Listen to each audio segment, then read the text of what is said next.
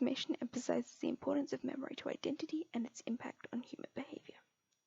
The importance of memory to individual autonomy, and thus humanity, is represented through Winston's loss of individual identity and submission to a collective identity.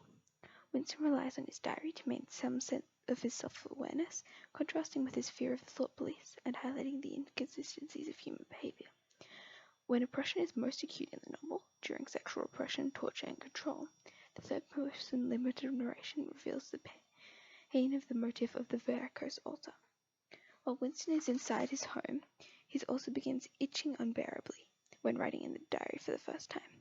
This illustrates his fear of the thought police, and the consequences of his actions conflicts with the relief of Winston feels when writing in the diary, a concrete confirmation of his memory and a symbol of rebellion. This rebellion culminates at the end of part 2 of the novel, when the thought police arrive after Winston reads the book. Someone had picked up the glass paperweight from the table and smashed it to pieces on the hearthstone. The motif of the paperweight represents the fragility of Julia and Winston's relationship, and its breakage highlights the shattering of this world and the end of their relationship.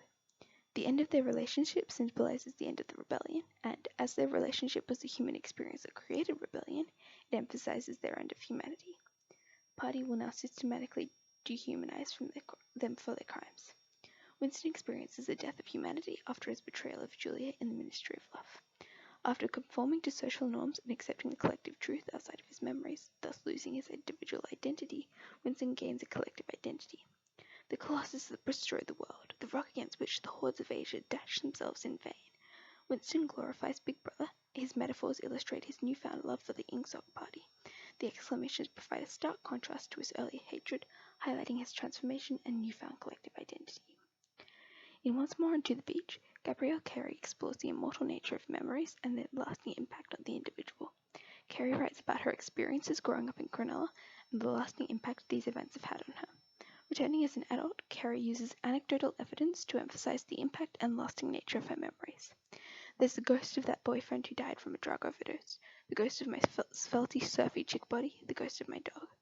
The metaphor of ghosts of her past haunting her highlights the traumatic nature of these memories she is revisiting and the immortal nature of these memories as they live on in her mind.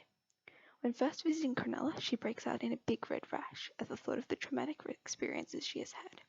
This physical representation of her trauma emphasizes the negative impact of memory on the individual, as she is so deeply affected by her past that she faces physical consequences. Recalling these memories helps to give the author a sense of identity and validate her experiences. Colloquial language and anecdotal evidence allow the reader to emphasize